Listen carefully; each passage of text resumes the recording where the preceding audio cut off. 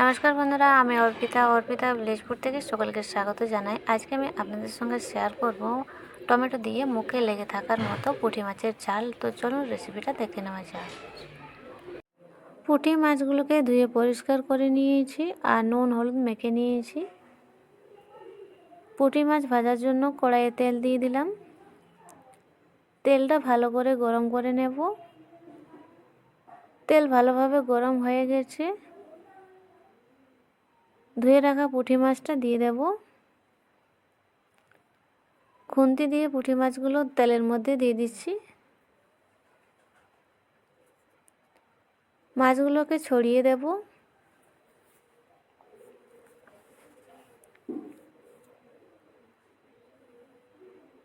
একবার মাছগুলোকে ভেজে নিলেই হয়ে যাবে। পুঁটি মাছগুলোকে সমানভাবে চারিদিকে ছড়িয়ে দিয়েছি। আর এই দেখুন, কিছুক্ষণ পর পুঁটি মাছগুলো একদিকে ভাজা হয়ে গেছে। উল্টে নিচ্ছি। ছোট মাছ একটু সাবধানে উল্টে নিতে হবে, না হলে সব মাছগুলো ভেঙে যাবে।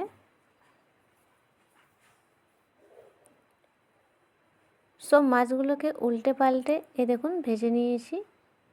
আর খুব ভালোভাবে মাছগুলো ভাজা হয়ে গেছে। নামিয়ে নেব।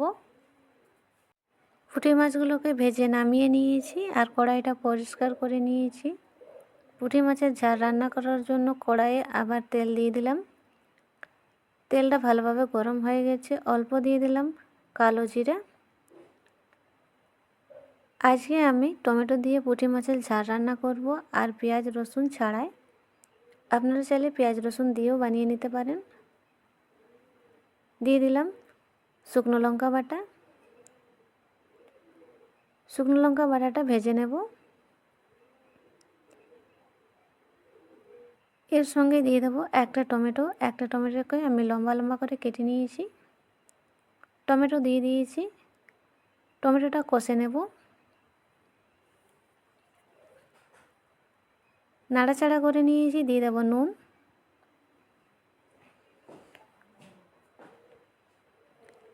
যারা শুকনো লঙ্কা খায় না তারা শুকনো লঙ্কাটা বাদ দিয়ে দিতে পারেন। শুকনো লঙ্কার পরিবর্তে এখানে কাঁচা লঙ্কাও দেওয়া যাবে।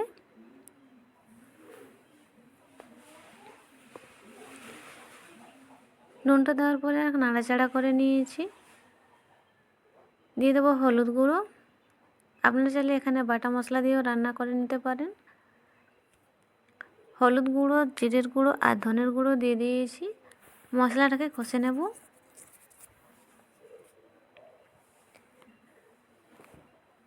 আর আজকে আমি কালারের জন্য কাশ্মীরি রেড চিলি পাউডার দেব না। এই শুকনো লঙ্কা দেওয়ার কারণে কালারটা খুব সুন্দর আসবে। জল দিয়ে মশলাটাকে কষে নিতে হবে। একটু জল দিয়ে দিচ্ছি।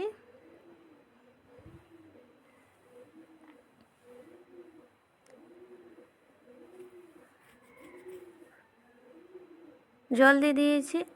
আবার একটু নাড়াচাড়া করে কষে নেব, তাহলে টমেটোটা গলে যাবে।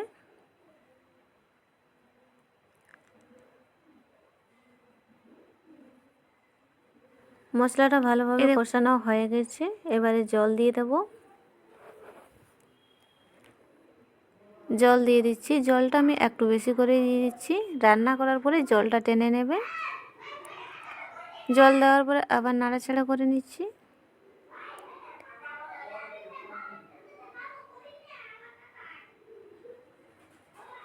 ঝোলটা ফুটে উঠলে ভেজে রাখা পুঁটি মাছগুলো দিয়ে দেব। এই দেখুন, কিছুক্ষণ পরে ঝোলটা ফুটে গেছে। ভেজে রাখা পুঁটি মাছগুলো দিয়ে দিচ্ছি। পুঁটি মাছের সাইজটা একটু ছোট ছোট আছে। পুঁটি মাছগুলো দেওয়ার পরে আবার আমি কিছুক্ষণ ফুটতে দেব। পুঁটি মাছগুলো দেওয়ার পরে এই দেখুন ফুটে উঠেছে। আর ঝোলটা আর একটু কমে যাক, তারপরে দিয়ে দেবো ধনেপাতা কুচি। ঝোলটা অনেকটাই শুকিয়ে গেছে। এবারে দিয়ে দিচ্ছি ধনেপাতা কুচি। ধনেপাতাটা একটু বেশি করেই দিয়ে দিচ্ছি। এখন কিন্তু ধনেপাতা পাওয়া যাচ্ছে। নেড়ে ছেড়ে ধনেপাতাটা মিশিয়ে নিতে হবে।